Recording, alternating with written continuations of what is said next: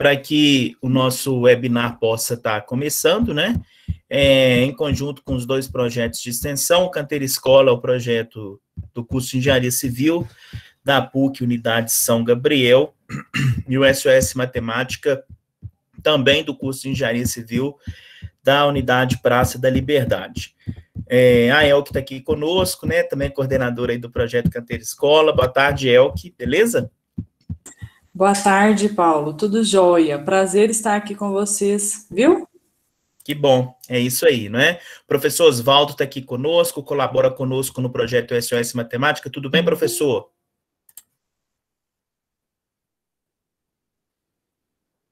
Professor Oswaldo nos ouvindo? Se quiser dar um alô aí. Com som aqui. Oi, tudo bem? Graças a Deus. Beleza. Que bom, beleza. Prazer tê-lo conosco também. Beleza. A gente cumprimenta todos os alunos aqui da PUC Minas, pessoas, né, que receberam o convite lá pelo Simpla, se inscreveram pelo Simpla para participar conosco. É uma satisfação, né? A gente está encerrando aí o semestre das atividades da extensão. Esse está sendo o último webinar deste semestre. Um períodozinho aí de descanso. Em agosto retornamos, né? E com um calendário bem extenso, cheio de atividades. Então, a gente vai dar boa tarde agora para os nossos dois apresentadores, né, e cumprimentando-os, a gente cumprimenta todos vocês que aqui estão. É importante deixar avisado que a Maria Júlia, né, que está aqui conosco, vai verificando a participação de todos, e aqueles que se inscreveram lá pelo link do Simpla, e estiverem conosco, né, grande parte aí do tempo, depois receberão um link para poder baixar o seu certificado de participação aqui conosco, né, que pode ser utilizado aí para qualquer outra finalidade. Quem for aluno da PUC pode tentar utilizá-lo aí junto às coordenações do seu curso para a CG. Então, boa tarde, Raíssa, boa tarde, Arthur, beleza? Boa tarde. Boa tarde, Paulo. Boa tarde, Elke. Boa tarde, todo mundo. Boa tarde, Raíssa. Isso aí, né? Então, beleza. Então, a Raíssa e o Arthur são alunos lá do curso, né? Eu vou deixar que eles mesmos se apresentem. Então, é isso. Vamos começar o nosso webinar, né? Senão a gente vai ficar aqui protelando muito e quem possa ter outro compromisso, né? Nossa previsão aqui, no máximo até 6h15, 6h20, já possamos terminar. Então, meninos, é com vocês. Boa sorte, tá bom? Nós estamos aqui ligados e de olho na apresentação. À vontade. Bom, boa tarde a todos. Nós vamos começar apresentando. Pode passar mais um, por favor? Como todos sabem, a matemática está presente em várias coisas do nosso cotidiano, principalmente na área da construção civil. Mas muitos pedreiros, mestres de obras ou demais trabalhadores dessa área acabam utilizando a matemática sem ter um conhecimento teórico. Na maioria das vezes, acabam realizando determinados trabalhos apenas porque viu outras pessoas fazendo. Então, hoje, nesse webinar, iremos ver o conceito teórico e algumas aplicações de alguns tópicos da matemática básica aplicada a canteiro de obra. Primeiramente, devemos conhecer as unidades de medida de comprimento e sua importância neste meio.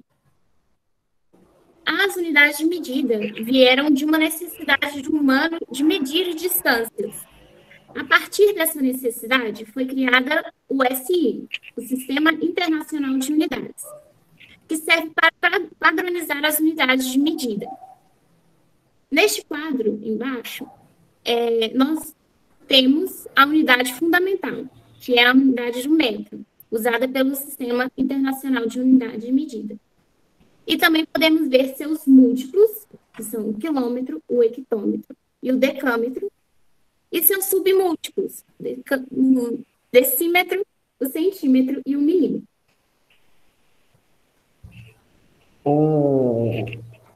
Uma coisa que acontece nessas unidades de medidas é que a unidade principal, ela é a unidade parâmetro para as outras. Então, sempre quando a gente reduz um valor de uma unidade, a gente entra nos submúltiplos. E sempre que a gente aumenta essa unidade, a gente pode trabalhar com os múltiplos. Nesse primeiro quadro, nós podemos ver claramente as unidades. No meio, nós temos a unidade principal, que é 1 metro. Por cima, nós temos os múltiplos. O quilômetro, que o símbolo é o km, e 1 quilômetro equivale a 1000 metros. O hectômetro, que o seu símbolo é o HM, e 1 hectômetro equivale a 100 metros. O decâmetro, que o símbolo é o DAM, e 1 decâmetro equivale a 10 metros. Por baixo do metro, nós temos os submúltiplos. O primeiro é o decímetro, seu símbolo é o DM, e 1 decímetro equivale a 0,1 metros. O centímetro, CM, 1 centímetro equivale a 0,01 metros. E, por último, nós temos o milímetro, seu símbolo é o MM, e 1 milímetro equivale a 0,001 metros. Um dos cuidados mais importantes na hora de fazer o cálculo é certificar que os valores que você esteja usando estejam na mesma unidade de medida. E se os valores não estiverem na mesma unidade de medida, devemos fazer a conversão, que é o quadro de baixo. Se quisermos retroceder, ou seja, se quisermos voltar uma unidade de medida, nós devemos multiplicar 10 a cada unidade de medida. E do contrário, se quisermos avançar uma unidade de medida, nós devemos dividir por 10. O comum num canteiro de obra, o mais comum num canteiro de obra é fazer a conversão de centímetros para metros. E como podemos ver, nós teremos que dividir por 100 para chegar no decímetro e dividir novamente para chegar no metro. Ou também podemos dividir por 100 diretamente para chegar no metro. Alguns exemplos dessas unidades, dessa conversão de unidades, nós vamos ver ao longo da apresentação. Uma outra... Pode falar. Como eu falei anteriormente, a polegada é uma medida utilizada pelos Estados Unidos. Nós não utilizamos essa unidade de medida, mas ainda temos ela presente no nosso cotidiano, como na régua ou própria na trena. Volta um pouquinho, por favor. Nós devemos ter muito cuidado para não confundir as duas. Na maioria das vezes, vem alguma coisa diferenciando as duas, como, por exemplo, nessa régua, a parte de baixo é o centímetro e ela está com o símbolo de SM. E a parte de cima é a polegada que está com o símbolo de inch, que é polegada em inglês. Agora pode mudar. Como eu falei, polegada significa inch em inglês, mas ela também pode ser representada pelo in, que é a abreviação, ou pelas aspas também. A sua origem vem da antiguidade, onde utilizavam partes do corpo para ter uma referência de medida, como, por exemplo, a polegada, o palmo também é uma unidade, a mão, o pé também é uma unidade de medida, antigamente. Antigamente, na Inglaterra, a polegada, os pés, essas unidades de medidas eram as medidas relativas em relação ao rei vigente. Então, por exemplo, ela foi criada na época do rei Eduardo I, no século XVI. Ou seja, nessa época desse rei, a polegada equivalia à medida da polegada do rei. Como com o tempo o rei ia mudando, a polegada, o valor real da polegada também ia mudando. Então, em 1959, a polegada foi fixada e aceita internacionalmente como o equivalente a 25,4 milímetros. E desde então, essa medida ela não se altera mais. Então, a conversão oficial dela foi feita em 1959 e equivale a uma polegada equivale a 25,4 milímetros do Sistema Internacional de Medidas, ou então uma polegada equivale a 2,54 centímetros, que são as conversões mais usuais para essas medidas.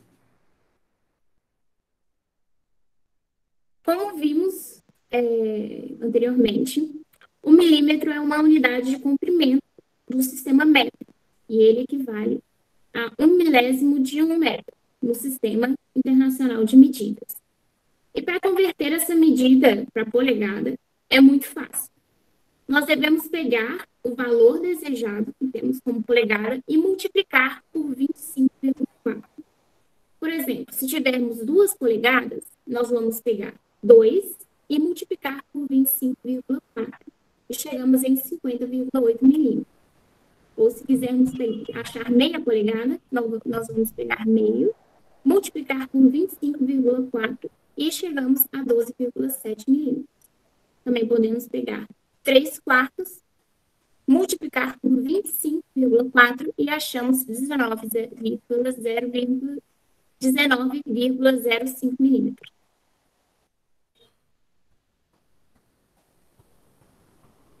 Uma outra conversão muito usual e feita pela maioria das pessoas é a conversão pela chamada regra de 3.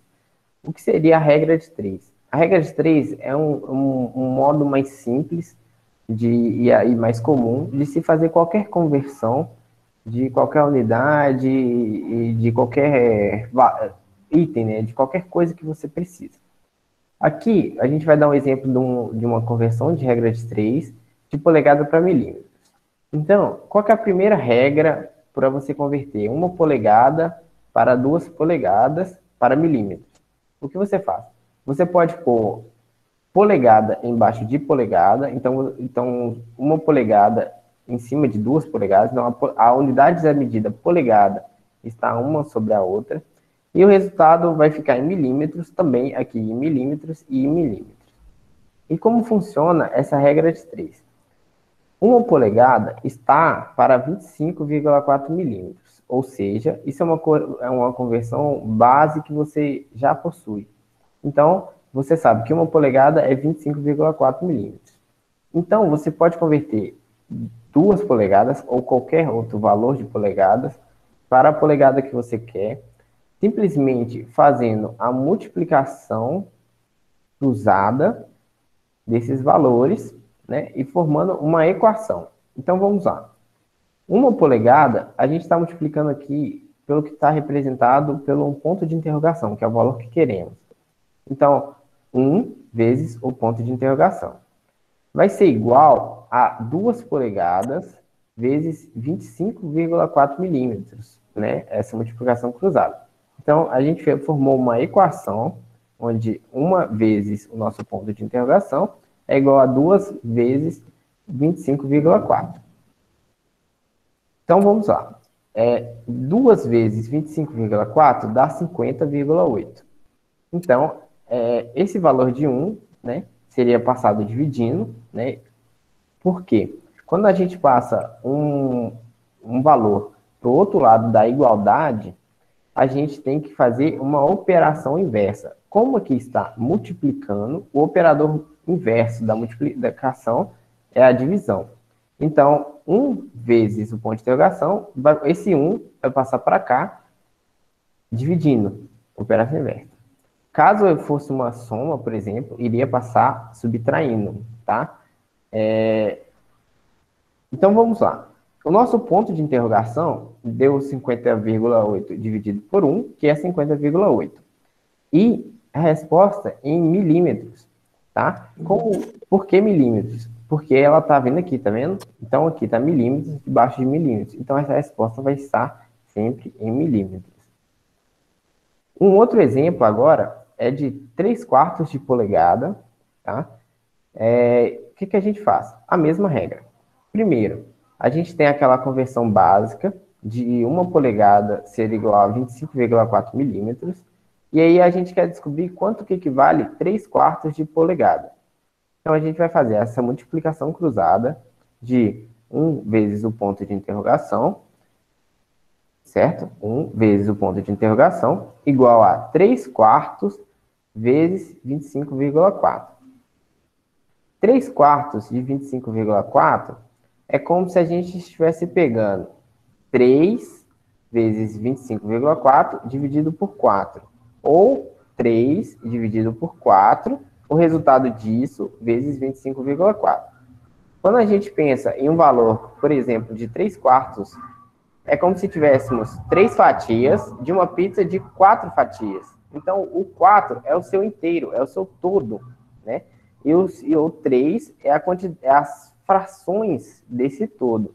Então, a gente tem 4 como um inteiro e 3 como uma parte. É como se o 3 fosse 3 fatias e 4 fosse a pizza de 4 fatias. 3/4 de 25 vai dar 19,5.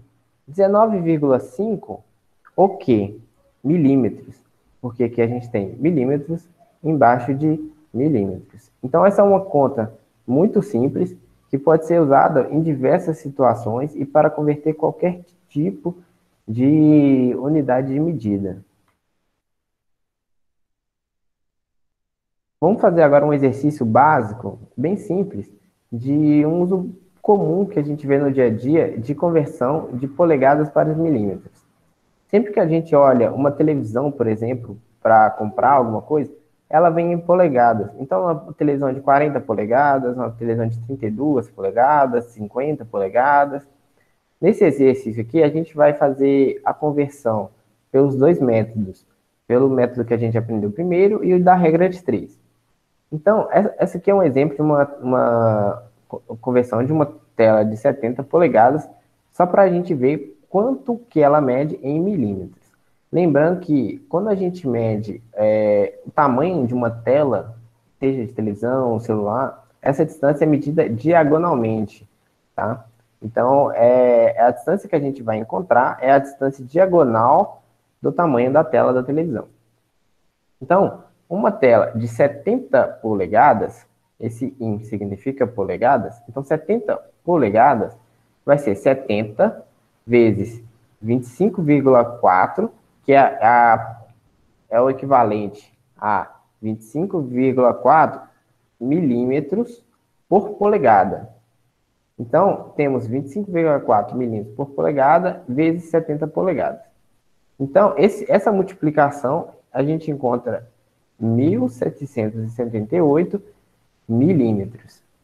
Vamos fazer agora essa mesma conta com a regra de 3. Então, um exercício por meio da regra de 3 vai funcionar da mesma forma. Então, a gente vai colocar polegada debaixo de polegada e milímetros debaixo de milímetros. A linha de cima a gente pôs os valores de polegada e milímetros já conhecidos.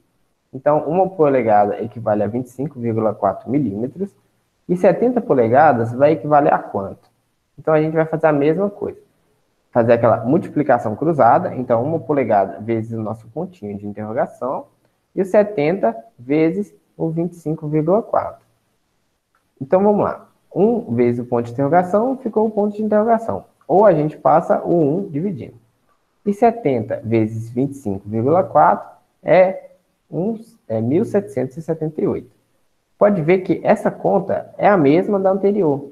Essa conversão de regra de 3 é a mesma da anterior.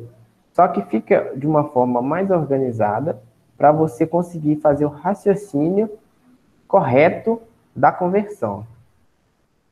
Então, a nossa televisão de 70 polegadas mede 1.778 milímetros, ou 177,8 centímetros. Uma outra aplicação muito comum, dessa vez dentro da construção civil, são de coisas que são vendidas e comercializadas e conhecidas pela enorme maioria das pessoas pelo seu tamanho em polegadas, que são as tubulações. Sempre quando a gente vai comprar uma tubulação, muitas das vezes a gente procura uma tubulação de meia polegada, 1 polegada, 3/4 de polegada. E esses valores se referem ao diâmetro interno da tubulação, que é onde vai passar o seu fluido, seja água, seja gás, seja água quente, água fria. Então, essa imagem, essa tabela, foi retirada, essas duas imagens, né, foram retiradas do catálogo de tubulações da Tigre, e só a exemplo de especificação, podemos ver que aqui em cima a gente tem as tubulações. Então, a tubulação de meia, a tubulação de 3/4. Tá vendo que tem as aspas? Essas aspas significam polegadas. Então, é meia polegada, 3/4 de polegada, 1 polegada, 2 polegadas, 3 polegadas, e assim por diante.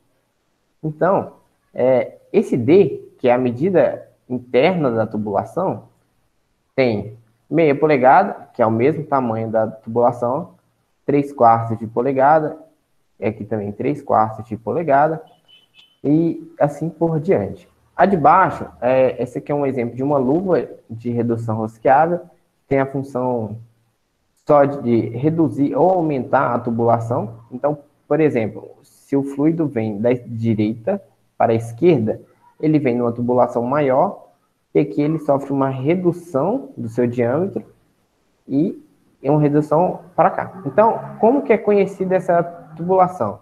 Então, por exemplo, essa pode ser uma tubulação de 3/4 de polegada para meia polegada. Ou seja, ela saiu de 3/4 de polegada para meia polegada. Então, o que seria o 3/4? 3/4 é o seu D maior. Então, essa entrada da direita.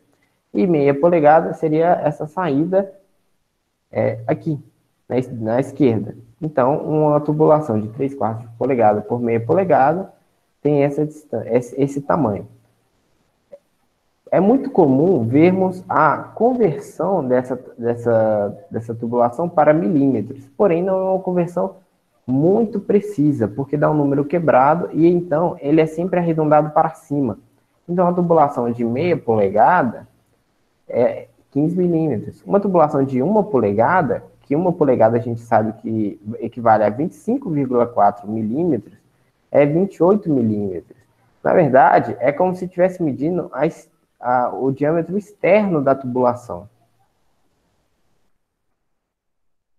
Uma outra aplicação muito comum em obras, na construção civil, é nas tabelas de aço. Tem muito aço, que a maioria dos aços vem as suas medidas em polegadas. Então, aqui a gente pôs um exemplo, tá, de uma tabela de cantoneira metálica. Então, essa cantoneira metálica, ela também ela está medida em polegadas. Então, aqui a gente tem a medida de B. B é essa medida maior aqui, externa. Então, esse B aqui é essa medida, e ela está em polegadas. Então, temos um B de meia polegada, 5/8 de polegada, 3/4 de polegada, 7/8 de polegada, 1 polegada, etc. Então, é uma área muito comum que a gente encontrar bitolas de aço, brocas e outras ferramentas que são de origem metálica, que a gente acaba vendo em polegadas. Uma outra medida que também aparece em polegadas nessa tabela é esse T. T acho que significa thickness em inglês, e significa espessura. Então, aqui está bem pequenininho, mas é a espessura, a medida da espessura dessa cantoneira. Então, aqui a gente tem uma espessura de 1/8 de polegada, aqui mais embaixo a gente tem uma espessura de 3/16 de polegada, e etc.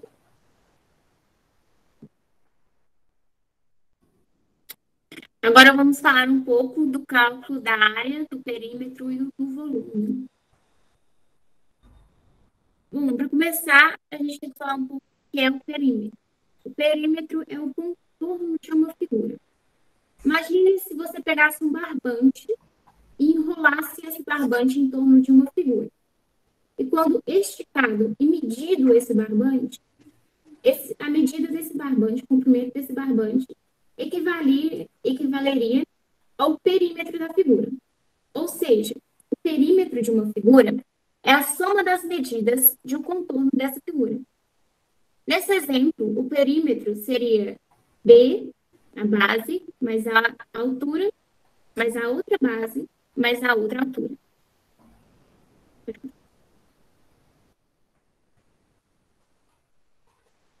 A área é a superfície de uma figura. Ou seja, essa parte colorida das figuras representaria a área. Com a área, nós podemos saber, por exemplo, a quantidade de um material que iremos utilizar na obra. Cada figura tem uma maneira diferente de calcular a área, mas hoje nós iremos ver essas três: o retângulo, o quadrado e o círculo. Para o retângulo, a área é a base vezes a altura. Para o quadrado, a área é o lado vezes o lado. Ou também podemos deixar só o lado ao quadrado, pois os dois lados têm a mesma medida. Para o círculo, nós temos que π vezes o raio ao quadrado da área, onde π nós podemos colocar como 3,14, e o raio é a medida do centro de um círculo até a sua extremidade.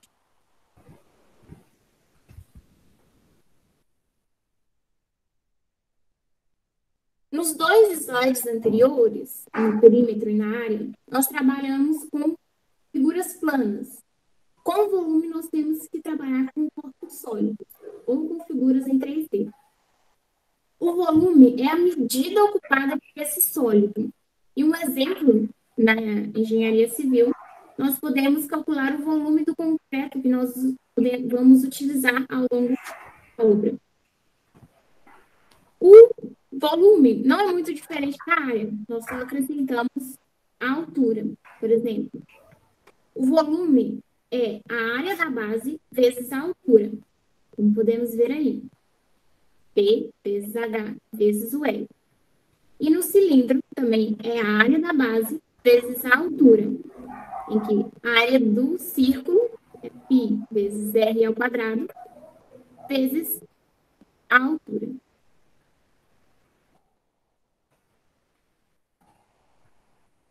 Vamos fazer agora um exercício bem simples de uma aplicação de área e perímetro.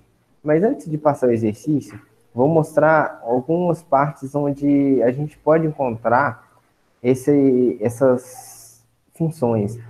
Quando a gente vai comprar uma tinta para pintar uma parede ou um piso para colocar no chão, a gente precisa saber as medidas de área onde vão ser aplicadas, por exemplo, o piso, ou a medida de área onde vai ser aplicada a parede, para a gente dimensionar a quantidade de material, de tinta que a gente vai comprar, ou de piso que a gente vai comprar, e etc. Por exemplo, analisando essa planta abaixo, vamos calcular a área da sala. E essa área, a gente vai fazer a resposta dela em metros, só para a gente fixar o nosso conceito que a gente estava estudando de conversão, tá? Então, as cotas dessa imagem estão em centímetros. Então, a sala, ela tem 340 centímetros por 380 centímetros. Então, o que a gente vai fazer? Primeiro, a gente vai converter essa medida em centímetros para metros, para a gente poder fazer a operação, poder fazer o cálculo. Ambas as unidades, ambas as medidas devem estar na mesma unidade. Então, ou a gente faz a conta ambas em centímetros, ou a gente faz a conta ambas em metros. Então, ou a gente faz a conversão antes ou depois. Então, vamos fazer primeiro essa letra A, onde a gente vai calcular somente a área da sala. Essa área, por exemplo, podia ser para um cálculo de piso, ou de um porcelanato, ou de uma cerâmica, ou de um piso em madeira que a gente fosse colocar aqui. Então, vamos lá. Então, as medidas do projeto são 380 centímetros por 340 centímetros. Então, como a resposta precisa ser em metros, então podemos realizar o cálculo das áreas com as unidades corretas. Então, vamos lá. Então, primeiro, a gente faz a conversão de centímetros para metros, dividindo a medida por 100. Então, pegamos 380 e dividimos por 100, que vai dar 3,880 metros. Um outro jeito de fazer essa conta, sempre que a gente divide ou multiplica algo por 100, por 10, por 1000, é andar com as casas decimais. Então, a vírgula desse 380 é como se ela estivesse invisível aqui à direita.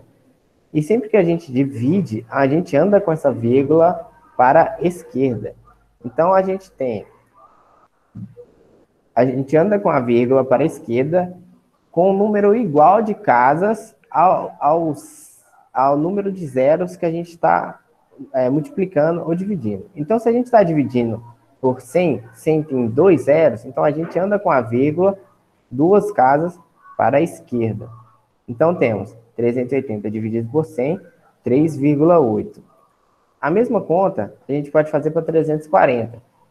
Como a gente está dividindo, a gente pode andar com a vírgula para a esquerda. Então, ela sai do 0, vai para frente do 4 e depois vai para frente do 3, ficando 3,40 metros. A sala tem o formato de um retângulo. Então, o cálculo pode ser dado da seguinte forma, onde a área é a multiplicação dos seus lados. Então, a multiplicação da medida de A por B. Então, temos 3,80 metros e 3,40 metros. Então, a gente multiplica os dois. Aqui, colocamos entre parênteses a unidade para vocês verem que ambos estão na mesma unidade de medida, para não haver confusão e você multiplicar uma unidade de metros por centímetro e acabar errando o cálculo. Então, temos a resposta como 12,92 metros. Deixa eu só voltar rapidinho para a gente ler a questão B. A questão B pede o perímetro do escritório. O que é o perímetro? O perímetro é o contorno do escritório, é a soma desse contorno. Ah, mas como eu não vejo a utilidade? O que pode ser uma utilidade para saber o perímetro de um escritório, por exemplo? Quando se vai comprar, por exemplo, o rodapé para um ambiente, a gente faz essa medida de rodapé em uma medida linear de comprimento, uma medida de somatória de perímetro. O rodapé, ele é comprado por metro. Então, o que vamos fazer aqui é descobrir o perímetro do escritório para, por exemplo, uma compra de um rodapé. Então, vamos lá. Então, quais são as medidas do nosso escritório? A gente tem 179 nesse sentido, centímetros, e 207 nesse sentido. Então, vamos lá. O perímetro, em retângulos, ele é a soma de todos os lados. Então, podemos calcular somando 179, que é essa medida, mais 179, que seria o lado de baixo, mais 207, pode ser o lado esquerdo, mais 207, o lado direito. Colocamos de novo aqui, entre parênteses, a unidade de medida. Então, todas as unidades estão em centímetros. Tá certo? Para a gente poder fazer a conta da forma correta. Para o resultado ser representado também em centímetros. Então, depois de calculado a soma dessas distâncias, a gente tem a resposta 772 centímetros e vamos converter ela para metros para a gente fixar mais uma vez esse conceito de conversão. Então, a gente pegou 772 e dividiu por 100, que é aquela conversão que vai de centímetros para metros.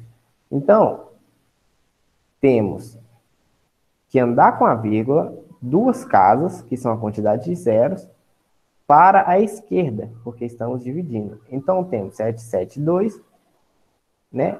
A vírgula estaria no final do 2, visível aqui, é como se a gente tivesse 772,0. Ela está no final do 2, e a gente volta 2 casas decimais, e chegamos em 7,72 metros. Deixa eu voltar só para a gente ler a questão, o item C.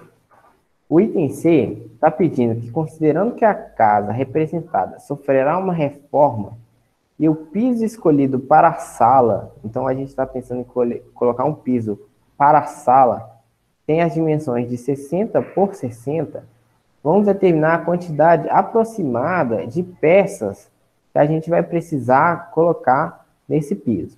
Então, o nosso piso, ele tem 60 por 60 centímetros. Então, vamos lá. Então, para calcular a cerâmica necessária, precisamos saber quantas peças vão aqui. Uma peça de 60 por 60 centímetros, ela possui uma área. Ela possui uma área que seria a área equivalente a uma única peça. Para a gente saber a quantidade de peças total que vai precisar no local, a gente tem que pegar a área onde as peças serão assentadas, ou seja, a área total do nosso cômodo, e dividir pela área que existe em uma peça. Esse resultado dessa divisão vai te fornecer o número de peças necessárias para a gente colocar nesse piso.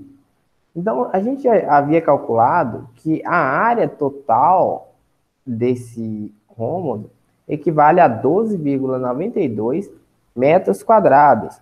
E a área de uma peça, aqui foi dado em 60 por 60, mas lembramos que todas as vezes que a gente faz conta, as unidades de medidas têm que estar coerentes, elas têm que ser iguais. Então, antes de fazer 60 por 60, a gente precisa converter esses valores para metros, porque a unidade que a gente está trabalhando nessa operação é metros. Então, como precisamos converter 60 para metros, a gente faz aquela mesma regrinha de dividir por 100, né? De voltar duas casas com a vírgula. Então, voltando duas casas com a vírgula aqui, a gente tem 0,60 vezes 0,60. E agora temos metros sobre metros aqui. Isso vai facilitar e garantir que a gente não erre a conta na hora de calcular. Então, vamos lá. O número de peças vai ser 12,92 vezes, dividido por 0,6 vezes 0,6, que 0,6 vezes 0,6 é 0,36, né? E essa divisão vai nos fornecer um número aproximado de 35,88 peças. Só que como a gente não consegue arredondar uma cerâmica para menos e não consegue comprar meia cerâmica, então a gente sempre arredonda esse valor para mais, 36 peças.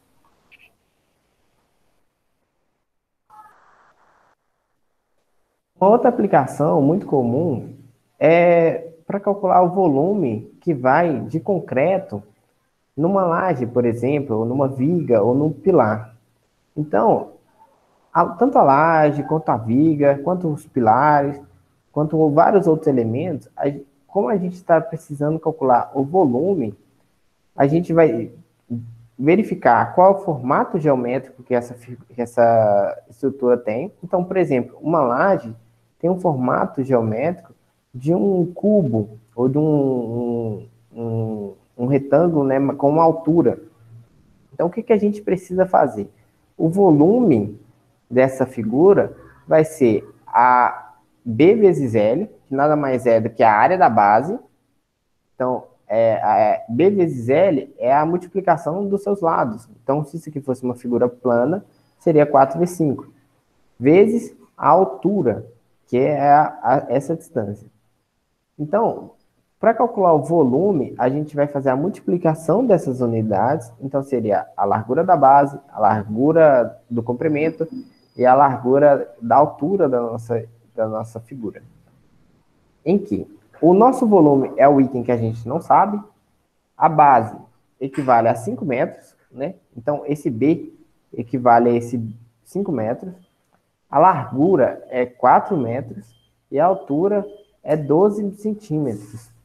Espera, a gente acabou de falar que para fazer as operações, a gente precisa estar em todas na mesma unidade. Então, se a gente tem metros aqui e centímetros aqui, ou a gente converte centímetros para metro, ou a gente converte essas duas unidades de metro para centímetros.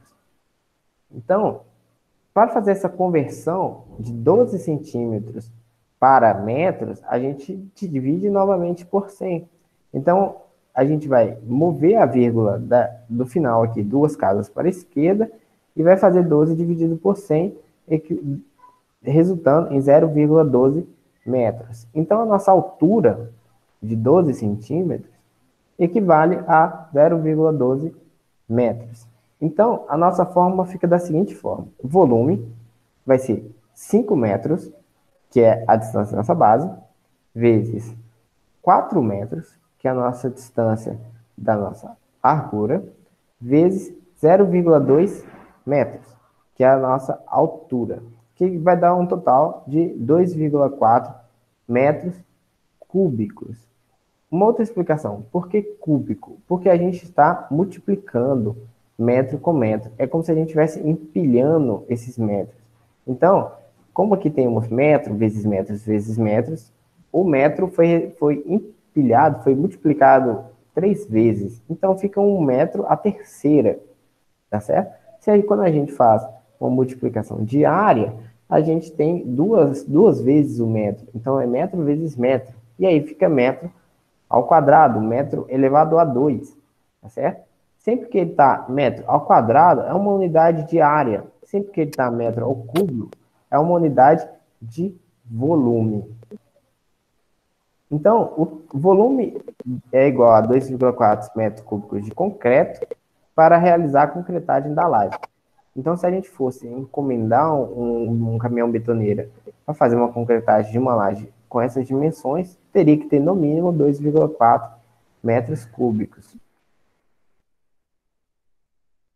Bom, agora vamos falar um pouco mais sobre a porcentagem. Pode passar. A percentagem ou porcentagem é uma medida de razão com base 100. É um modo de expressar uma proporção ou uma relação de 2 valores a partir de uma fração cujo denominador é 100. Ou seja, é literalmente você dividir um número qualquer por 100. A porcentagem é representada pelo símbolo %, que nós vamos ver no próximo slide. E existem 3 maneiras de representar a porcentagem: a forma percentual, a forma fracionária e a forma decimal. A forma percentual ocorre quando o número é seguido do símbolo, ou seja, quando aparece 5%, 0,1%, 150% ou 10%. Essa é a forma percentual. Para explicar a forma fracionária, eu tenho que voltar só um pouquinho no que eu disse. Eu falei que a porcentagem é uma divisão onde o denominador é 100. Então, a forma fracionária é a representação dessa divisão por meio de uma fração. Por exemplo, se você quiser representar 25% por meio da forma fracionária, você vai pegar o 25 sobre 100. Ou, se simplificar, 1/4. Já a forma decimal é praticamente o resultado dessa divisão. Se a gente pegar o 25, dividir por 100, chegamos na nossa forma decimal, que é 0,25.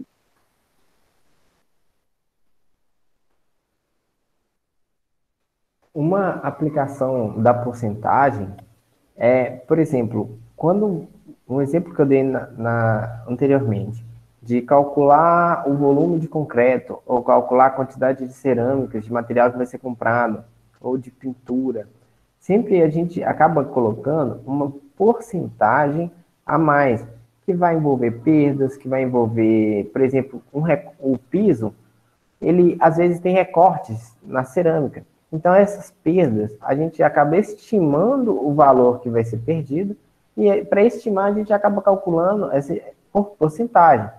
Então, aqui a gente vai dar um exemplo para calcular a quantidade de cerâmica, que mede 45 por 45, a outra cerâmica era 60 por 60. Então, esse 45 por 45 é o tamanho da nossa cerâmica, para preencher todo o espaço do piso desse cômodo, da planta abaixo. Sabendo que a gente vai calcular agora uma porcentagem de 10% a mais, por causa dessas quebras, cortes, perda de material, etc. Então, para fazer esse cálculo, a gente vai dividir essa figura, esse quarto cômodo dessa imagem, em figuras conhecidas.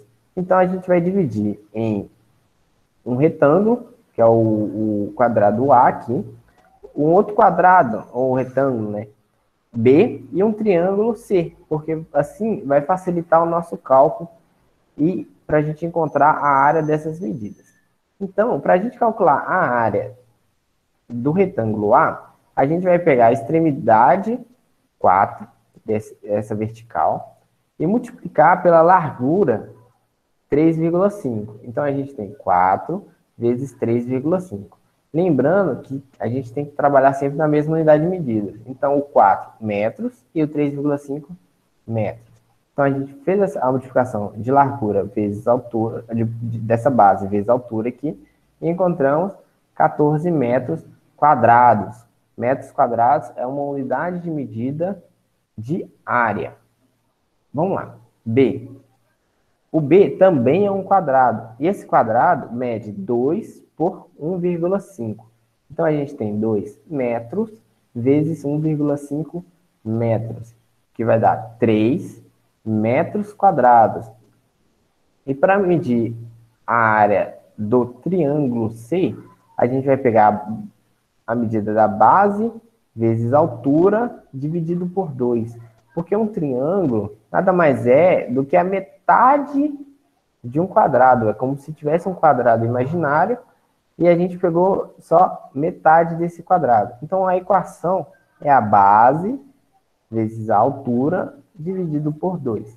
Então, a gente tem 2 vezes 1,5 dividido por 2, que vai dar 1,5 metros quadrados, tá? Então, somando essas áreas, que seria o A mais o B mais o C, a gente tem 14 mais 3 mais 1,5, que vai dar 18,5 metros quadrados. Quanto que equivale 10% desse 18,5? Então, aqui, ó, 10% de 18,5 vai ser a mesma coisa que pegar 18,5 vezes 10%. Essa é a forma fracionada da gente escrever 10%. Nada mais é que 10 dividido por 100. Então, 10 dividido por 100 vezes 18,5 vai dar 1,85 metros quadrados. Então, esse é o excesso, digamos assim, de peças que a gente vai precisar comprar a mais. Então, quanto que a gente vai precisar comprar ao todo? Ao todo vai ser os 18,5 metros quadrados que a gente calculou, mais 1,85 dos nossos 10%, que vai totalizar 10,35 metros quadrados. Vamos fazer agora um cálculo muito comum também, só que agora em relação ao salário de um servente. Então, vamos ler o problema. Um servente de obra recebe R$ 1.800 mensais. Este é o seu salário fixo. Além de seu salário fixo, recebe em média 2%, então recebe 2% do valor do seu salário de hora extra por dia, sabendo que ele trabalha 20 dias por mês. Quanto esse servente ganha no final? Então, o que a gente vai fazer? A gente vai pegar R$ 1.800, que é o salário fixo do servente, vezes o 2% que ele vai receber a mais por dia. Então, esse é R$ 1.800 vezes 2%, vai dar R$ 36,00 por dia de hora extra. R$ 36,00 é o valor da hora extra por dia. Ele trabalha um total de 20 dias. Então, a gente vai pegar esse valor e multiplicar por 20 dias. Então, a gente tem 36 vezes 20, que é igual a R$ 720 por mês de hora extra. Esse é o valor excedente, além do salário dele.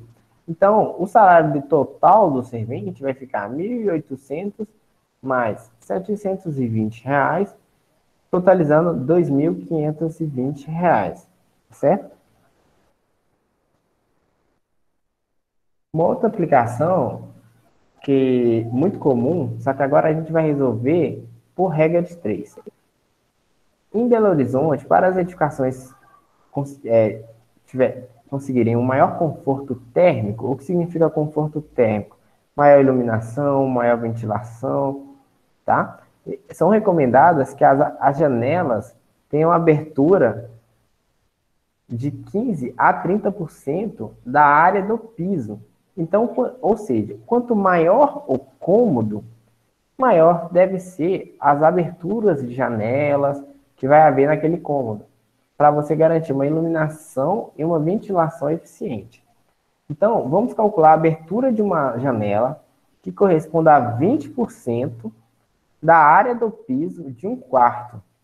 E a área desse piso equivale a 9 metros quadrados. Então, o nosso quarto tem 9 metros quadrados. Qual que vai ser o tamanho da janela que a gente precisa para ter 20% essa iluminação para a gente garantir o nosso conforto térmico?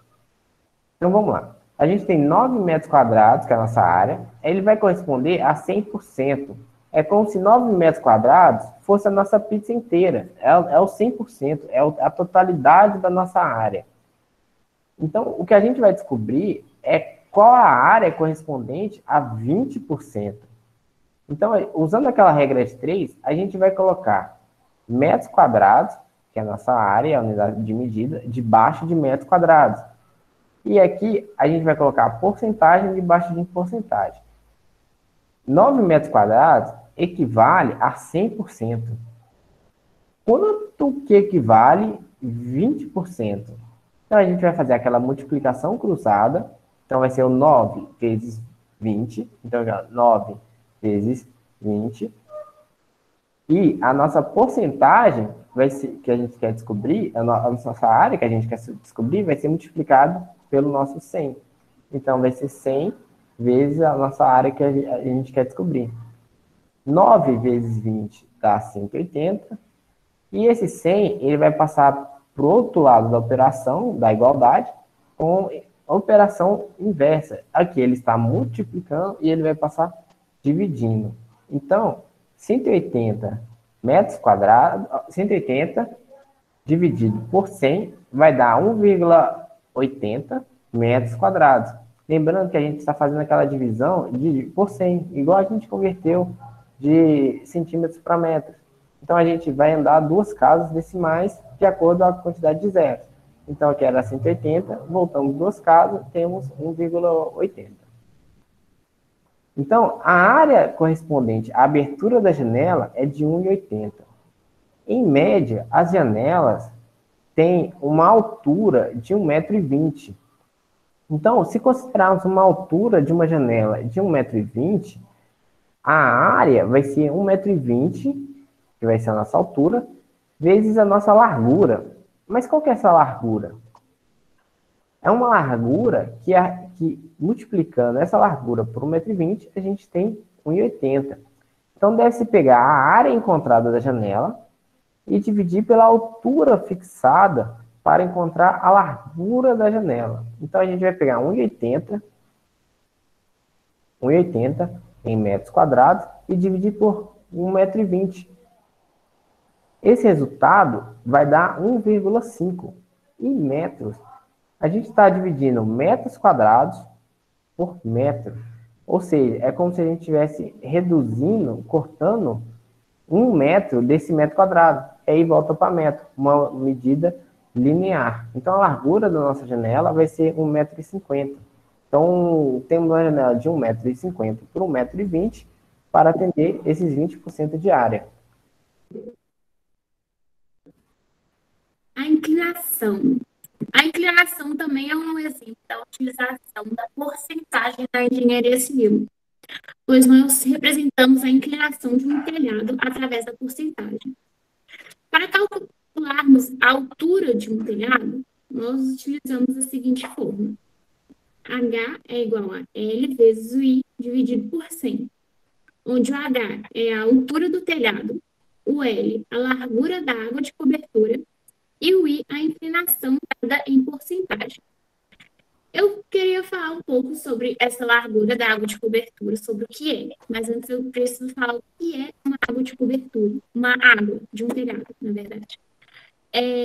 Uma água de um telhado é o conceito que diz respeito a quantas direções um telhado tem. Cada direção do telhado joga a água da chuva para um lado. Por exemplo, se você tiver um telhado comum, assim, esse telhado tem duas águas, pois ele joga um lado para a esquerda e um para a direita. E a água de cobertura significa quanto essa água cobre, ou seja, seria essa parte de baixo. Pode pensar.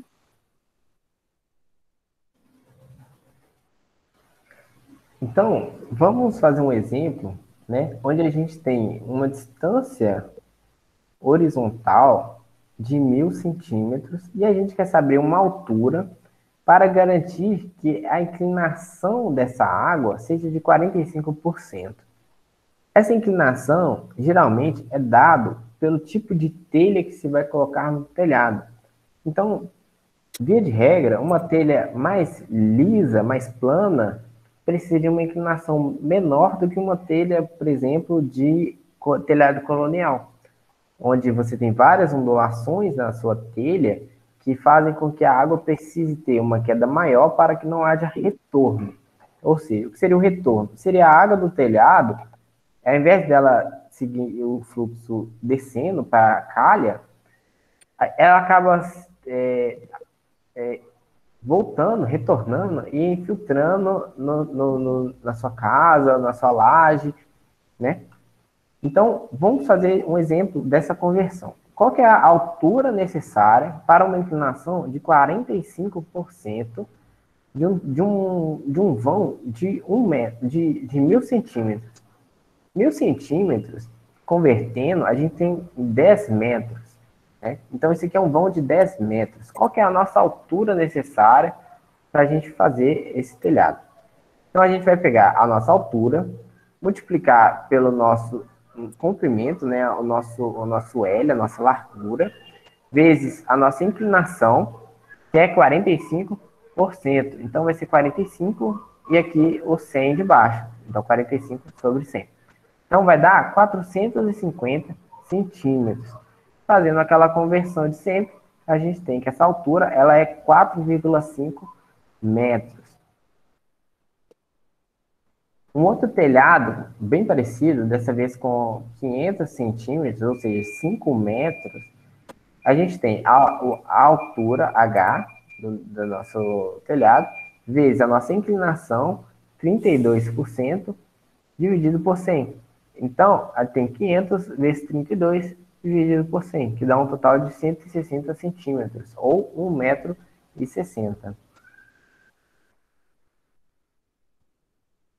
Nós também podemos calcular a inclinação de um telhado se tivermos a altura e a largura, com a seguinte fórmula, em que a inclinação nós iremos achar multiplicando a altura por 100 e depois dividindo pela largura da água de cobertura. Esse caminho inverso que a gente vai fazer agora é, por exemplo, para saber se você, vamos supor que você quer mudar o tipo de telha que existe no seu telhado. E aí você quer saber se a telha que você vai comprar para o telhado já existente, ela tem esse telhado possui uma inclinação para aquele tipo de telha. Então, por exemplo, a gente vai ter um telhado que tem 10 metros de comprimento linear e uma altura de 4,5 metros. Qual que é essa inclinação? Então, a gente vai ter que fazer. A inclinação é 4,5, que é a nossa medida da nossa altura, vezes 100, dividido por 10 metros. Perceba que aqui está um pouco invertido. Não tá, antes era 10%, aqui a gente quer procurar a porcentagem. Então, perceba que o 100 foi lá para cima. É como se a gente tivesse pegado aquela outra forma e feito aquelas operações inversas de forma a isolar a nossa inclinação. Então, 4,5 vezes 100 dividido por 10 é igual a 45%. Um outro exemplo é se a gente tiver uma base desse triângulo aqui de 8, uma altura de 2,6. Vai ser 2,66 vezes 100 dividido por 8. Então, temos uma inclinação de 33,25%. Uma outra aplicação também muito comum da gente encontrar, além de telhado, na construção civil, é quando se vai fazer uma rampa de acesso, uma rampa de cadeirante, uma rampa para acesso, especialmente de acesso público, que às vezes você precisa obrigatoriamente ter uma rampa para acesso de deficiente e pessoas com dificuldade de mobilização. Então, essa inclinação, por norma, existe uma inclinação máxima que a gente pode trabalhar para que essas pessoas consigam se locomover por uma rampa, para que não fique uma rampa muito íngreme.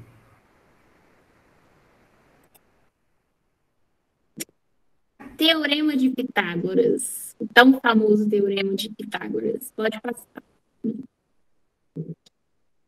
Antes de explicar o que é o Teorema de Pitágoras, eu tenho que falar o que é um triângulo retângulo. O triângulo retângulo é todo triângulo que tem um ângulo reto. O que é um ângulo reto? É um ângulo de 90 graus, onde está esse quadrado laranja. Um triângulo não pode ter dois ângulos de 90 graus, porque aí não seria um triângulo, né? E a parte oposta ao ângulo reto é a hipotenusa, e os outros dois lados são os catetos. Pode passar. O Teorema de Pitágoras é um dos assuntos mais aplicados na matemática, principalmente em geometria e trigonometria. Eu expliquei o triângulo retângulo, pois o Teorema de Pitágoras ele só é aplicado em triângulos retângulos. Mas tá, o que é o Teorema de Pitágoras? Existe uma frase que é praticamente um ditado na matemática, que é essa frase que está no slide. O quadrado da hipotenusa é igual à soma dos quadrados dos catetos.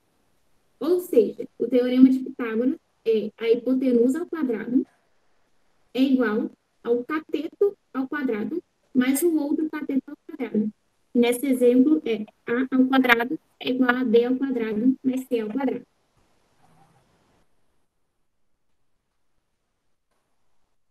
Mas aí, qual que é a utilidade do Teorema de Pitágoras, por exemplo, numa construção?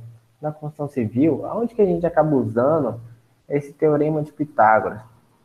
O Teorema de Pitágoras, ele acaba que triângulos iguais, triângulos retângulos, sempre respeitam essa regra do Teorema de Pitágoras. Então, vou dar um exemplo e vocês vão ver como aumentar o triângulo proporcionalmente aumenta também essa distância da hipotenusa.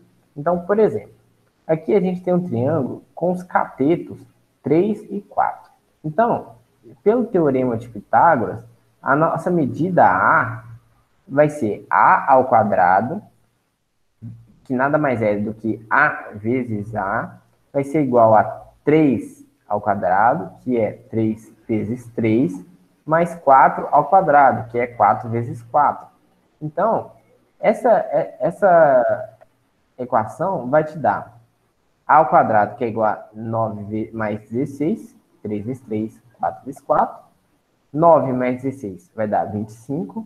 E A ao quadrado, que vai passar para o outro lado como operação inversa, ele passa para o outro lado da igualdade como operação inversa, vai ser o ao quadrado vai virar uma raiz quadrada. Então, esse A vai medir 5 centímetros. Então, quando a gente duplica o tamanho do triângulo, ou seja, o 3 multiplicou por 2, né? Dobrou o tamanho e foi para 6. O 4, ele dobrou o tamanho e foi para 8. O A vai dobrar o tamanho e vai ir para 10. Se ele valia 5, ele vai para 10. Então, essa é uma regra que vai se repetir várias vezes. E isso é uma coisa que a gente pode usar para verificar se o nosso triângulo, esse canto aqui, ele tem 90 graus. Se ele é um triângulo retângulo. Então, por exemplo, um canto de uma parede precisa ter 90 graus. Então, como é que a gente verifica se a nossa parede tem esses 90 graus para garantir o esquadro dessa parede? A gente pode fazer o teorema de Pitágoras. A gente pode fazer uma marcação na parede de 3 metros, por exemplo, no outro lado de 4 metros, e ver se unindo essas duas marcações, a gente tem 5 metros.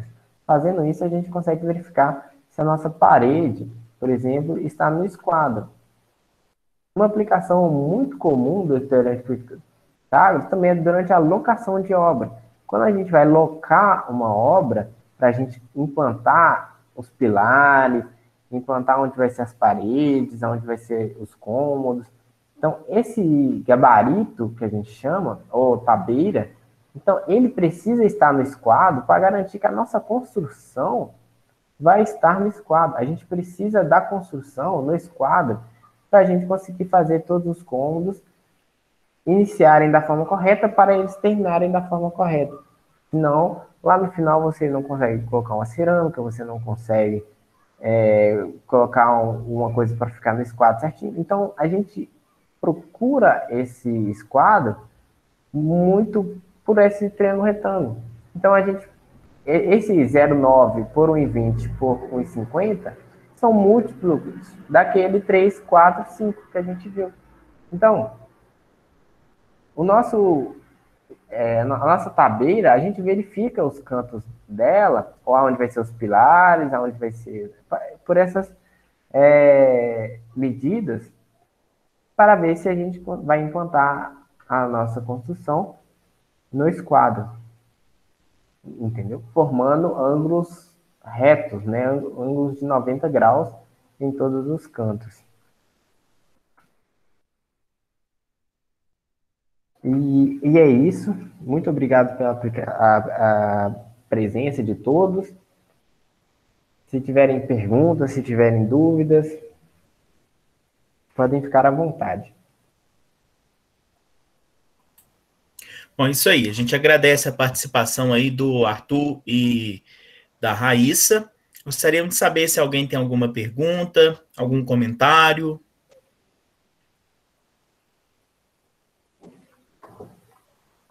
Acho que é isso, né? Então tá bom.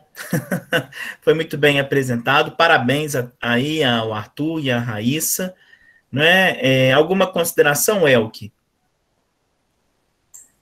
Eu ia só, de repente, né, perguntar aí para os apresentadores, né, assim, se eles quiserem fechar para a gente também aí, falando um pouquinho sobre a importância, né, da matemática aí no canteiro de obras, né, principalmente o Arthur, que já participou lá das nossas oficinas, né, como que é essa receptividade aí da matemática, como que eles percebem essa necessidade aí, já que eles estão num curso de engenharia, né? Claro. Então, eu entrei no projeto Canteiro Escola e ele já estava em andamento, mas o projeto Canteiro Escola ele começou para a gente explicar uns conceitos de desenho, de leitura de desenhos. E o desenho usa muito escala, usa muita medida, usa muito unidades de metros, centímetros, conversões, detalhamento, etc. E as pessoas tinham muita dificuldade não só na leitura, mas também de entender alguns conceitos básicos de conversão de unidades de medidas, de cálculo de unidade de medida, para não errar quantitativo de materiais, quantitativo de pessoas, hora de pessoa, essas regras de 3 que a gente falou. E aí, para explicar a nossa leitura de projeto, a gente tem que fazer uma introdução nessa matemática básica. Então, a importância dessa matemática básica para aquelas pessoas que trabalham com isso, ou que precisam, que têm dificuldade para entender um projeto, alguma coisa assim, essas aulas ajudam muito essas pessoas. Parece básico, mas para quem precisa, é muito importante, chega a ser mágico, digamos, né? Porque a pessoa começa a entender e fazer sentido. Muito bom. Se a Raíssa quiser fazer um comentário também, né, a visão dela lá pelo SOS Matemática também, né, que já é um projeto voltado aí para alunos, né? Eu vou dar como o projeto, vou falar como um projeto e como um exemplo de vida do meu irmão, na verdade. Vou pegar meu irmão como exemplo. Mas primeiro o exemplo do projeto. Eu quis entrar no projeto de SOS Matemática porque eu sempre tive dificuldade com matemática básica. Minha matemática básica foi péssima. E eu sempre escutei que ensinar para as pessoas te ajuda também. Tipo, te ajuda no ensinamento, te traz um ensinamento. Então, eu quis entrar para esse projeto de SOS Matemática. Nós dávamos aulas, na verdade, para a série de 5º ao 6º ano. Agora nós estamos com o Instagram. Mas ainda pesquisando, revendo a matéria, você percebe coisas que você até esqueceu e acaba se lembrando, né? Agora eu vou falar um exemplo da prática com o meu irmão, que meu irmão ele trabalhava com eletricidade e ele foi chamado para fazer um trabalho de colocar luzes no teto. E ele pediu para um ajudante, para o mestre de obra, para ir medindo de metro em metro, para ele furar o teto e colocar as luzes. Mas esse ajudante não sabia a diferença de polegada para metro, não sabia que existia a escala da polegada, a escala do metro. E ele acabou medindo tudo em polegada.